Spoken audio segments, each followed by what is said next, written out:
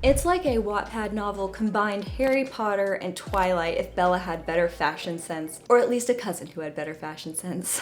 Crave is the first book in a young adult fantasy series. The story is set in Alaska and centers around our main character, Grace, who has moved there to be under the guardianship of her uncle who runs the academy after the death of her parents. And please don't get me wrong by the Wattpad comparison, because I had a great time reading this, but it does have its Wattpad-ish characteristics. It doesn't always feel like the best written book, but I have a friend who has read the whole series and she said that a lot of the stylistic stuff really gets a lot better in books 2 to 3 and it doesn't feel quite like that anymore. But I think the main reason it felt like that to me is because a lot of the modern references. So this happens a lot when you do read Wattpad books, there's usually things that date the story. So in Crave, she mentions like One Direction, which is already a Wattpad obsession.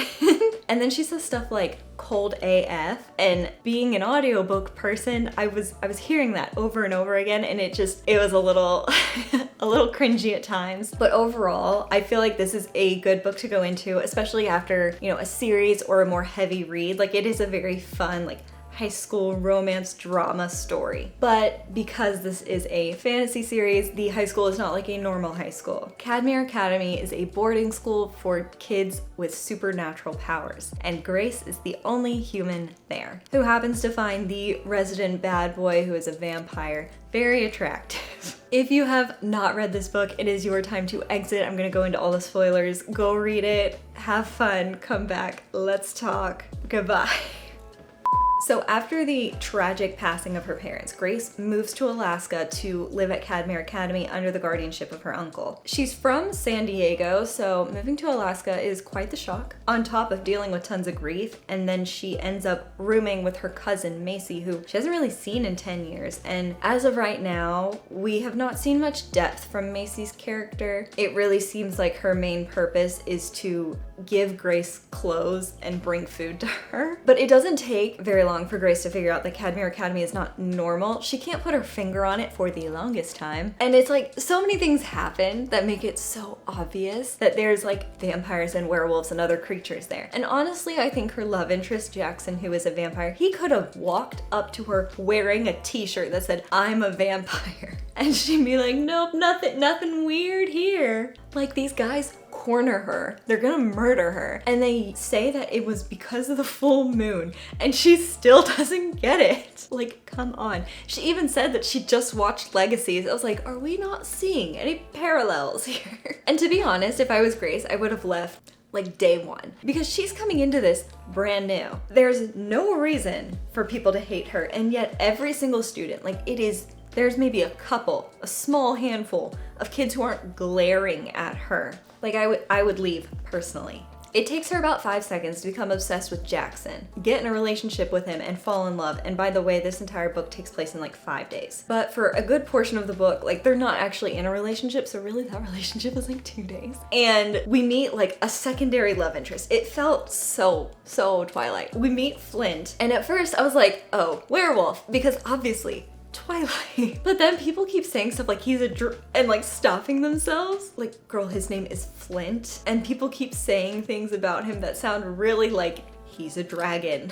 At first, even I was like a little fooled. Like, oh, I thought maybe he was another vampire. I thought they were gonna be like, he's a Dracula. I was like, is this like a subset of vampires, like a certain kind of vampire, like the Draculas? Because honestly, I wasn't expecting dragons to be in this story. I do not see dragon shifters very often, but there was a lot of stuff I didn't expect in this book, so. Jaxon and Grace, over the course of the book, fall in love. And she realizes that she and Jaxon really have a lot to bond on, specifically when it comes to grief. The year prior, Jackson's brother Hudson had passed away the year before. And she also meets Leah, who was Hudson's girlfriend. And at one point, very close friends with Jaxon. And so now they're not as close, and Grace doesn't exactly know why. Also, theoretically, Grace is at school, but she never goes to class, ever. The first couple days, she has altitude sickness, and then she gets hurt and doesn't go, and then she just is tired and doesn't go. Like, she goes to class like one time in this whole book. So Grace ends up getting targeted for attacks, and she doesn't know that this is happening, and for a little bit, we don't either. Like, she's playing in a snowball fight with all these students,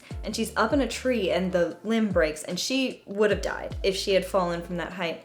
but Flint like catches her. She almost gets smashed by a chandelier. Later on there's another earthquake, like so many earthquakes in this book, and a window shatters and almost like nicks her artery or something. It was very specific. I was like, how does that even happen? That's one of the many reasons it was giving Bella a lot. And Jaxon tells Grace, you're getting targeted for attacks like this. Yes, you're human at a supernatural school, but it should not be this intense for you. Like, you shouldn't have almost died 3 times since getting here. And he tells her it's Flint, and she's like, Flint is my friend, could not possibly be him. Like, he walked her to class through these tunnels in the dungeons, and honestly, he probably would have killed her if Leah hadn't shown up in that moment, which is kind of ironic. But like, she has that internal like, oh my gosh, I might die right now. Luckily, she makes it through that to make it to that point when she's hanging out with Jaxon and there is another earthquake. Another one. This is like 3rd one that day. And nobody thinks something's up. And she gets nicked by the glass, and obviously she's hanging out with Jaxon, who's a vampire, and she just is bleeding. Now, I don't remember if we get like super into this about, is it like impossible for a vampire to refrain or something like that? It doesn't sound like that. Apparently Grace faints, and then Jaxon, to stop the blood loss, uses his venom. I wasn't exactly sure. Like, it sounds like vampire bites can just magically do whatever you want, because he uses a vampire bite to like coagulate her blood or something to get her to stop bleeding. Then he takes her to the nurse, who is also a vampire, but the problem is he put too many coagulants in her blood through his vampire venom, because that makes sense. And she bites her to take out some of the coagulants. What are we talking about here? But like, she wakes up and the nurse is like, don't look at the scar. And I was like, is it that bad? And she like has her covered up, and I was like, like, everyone's in on this, like, we're not gonna tell the human about the supernatural stuff yet. And she takes the bandage off and she can see the puncture wounds, and she still is like, could not be a vampire. Like, how long are we gonna be in denial, babes? Like, it's happening. I love getting to see Grace see the Aurora Borealis, because she was only talking about it every single day since she got to Alaska. And Jackson's the one who took her to go see him. And she's like, how did you know? Like, I wanted to see this so bad. And Jackson's like, oh, I don't know, maybe because you mention it every conversation. So obviously, like, we finally gotten to the point of not being in denial about supernatural beings anymore. And so things are starting to come up. And, you know, like, her cousin is filling stuff in, her uncle is filling stuff in. So she's like slowly figuring out more and more about like the different types of supernatural people that are at her school. But what we didn't really expect, or at least I didn't really expect it that much, was that her parents, or only her dad, was supernatural. He was a warlock, and he had to give up his powers, very Wizards of Waverly Place, to be with her mom. And Macy even tells her, like, you know, you were supposed to be a witch. Like, it's kind of weird to her that Grace hasn't manifested any powers. And so I thought we were in like Sabrina the Teenage Witch, where we're kind of waiting for our full powers to show up. And Macy reveals that she's a witch, and she's like, oh, it's so nice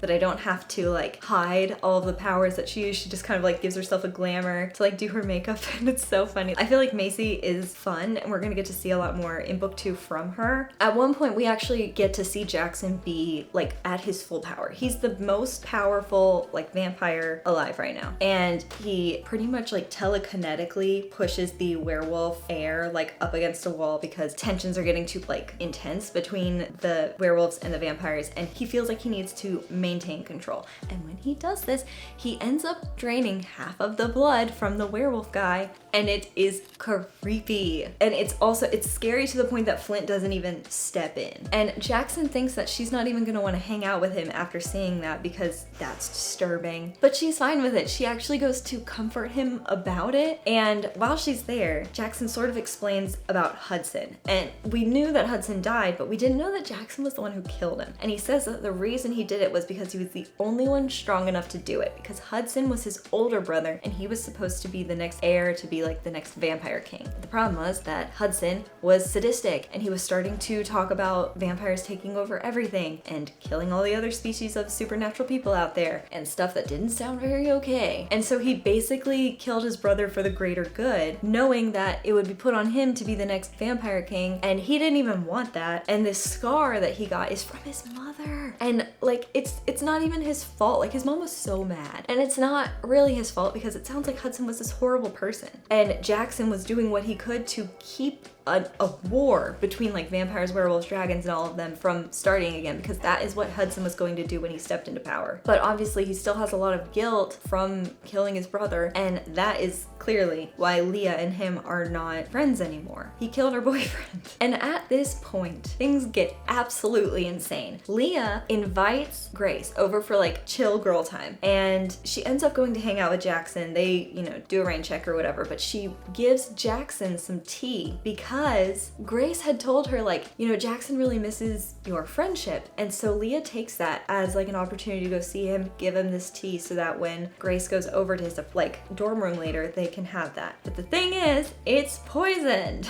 Because why are we trusting Leah? The tea makes Jaxon like unable to keep himself from attacking Grace. So he's like trying to hold himself back, telling her to run. She runs into Leah, who like knocks her over, and then Jackson's on his way out and she tranquilized darts him and then tranquilized darts Grace. She wakes up in a cotton shift because at some point Leah decided to change her outfit in these underground tunnels. And like, I knew I didn't like Leah, but I honestly did not quite expect this from her. And apparently Leah plans to have Hudson possess Grace to bring him back to life. And we aren't sure why it has to be Grace. We're wondering if it's because she's Jackson's mate. We're not sure how mates work in this world, but Leah can only use Grace for this situation. And apparently this has been a long time in the making because her parents' death was planned by Leah, and Leah also like planted the seeds into her uncle's mind, like, hey, you should just bring her here to the boarding school. Leah leaves Grace alone for a little bit and she's trying to break out of her ropes, and she does. She manages to do it, even though it is horrifying. Like, she has all these wrist burns and she's bleeding and it's terrible. And then she runs into Flint and I'm like, okay, is Flint actually the good guy here? No, he wants to kill her too. In fact, his dragon clan is the one that was causing the earthquakes and the branch breaking and all this stuff, like the chandelier, all Flint. And it's because he knew that Leah was gonna do this, and the only way to keep that from happening was to kill the host body, which was going to be Grace. So he's like choking her out until Jaxon manages to come and save her, and then Leah takes her anyway. And at that point, see, this is where I got a little confused because Jaxon was in the tunnels, but now he's outside and he can't get into the tunnels because he has not been invited inside, like vampire lore. But he's pounding on the doors, like trying to get into Grace. Meanwhile, Leah is saying this spell that's bringing Hudson back to life. We see the black smoke like filling the room. Jaxon takes out a wall because if there aren't 4 walls, then you don't need permission to enter, and he runs in and he's trying to help, but then the black smoke starts to kill him. At this point, I'm thinking like, Flint, why didn't you just kill Leah? Like, this could have solved the whole problem, but no. We had to kill Grace to the point that she is so weak that she can't really help Jaxon except to do one thing, which is to open her mouth so that the smoke goes into her body, leaving Jaxon alive, but leaving her possessed. And then she turns into a gargoyle. Sorry. What? It was like the end of Frozen when Anna turns into an icicle, but it's like as if we ended the movie there. Like, this is where we end the book, with her frozen as a gargoyle, which like I wanted her to be like a witch or something cool. And that's how we end the book. We switched POVs real quick to hang out with Jaxon because Grace is a gargoyle. Just trapped in stone. And they're like, why isn't she coming back to her human form? Gargoyles, I guess that's their thing. They can become stone and then not stone. Like, what else can you do? I don't really know. Maybe she can fly? I don't know. But the librarian is with them and she's trying to figure out, you know, what's wrong with Grace, why she isn't turning back into her human form. And then she's like, oh, well, if she's trapped in there with Hudson, then she's not gonna come back to her human form, because when she does, Hudson's gonna take over her body. And then Hudson will be released upon the world again and subsequently kill Jaxon. So what Grace is doing right now is just keeping herself locked in a prison with this guy so that Jaxon doesn't get hurt. And that's it, that's the book. We end there.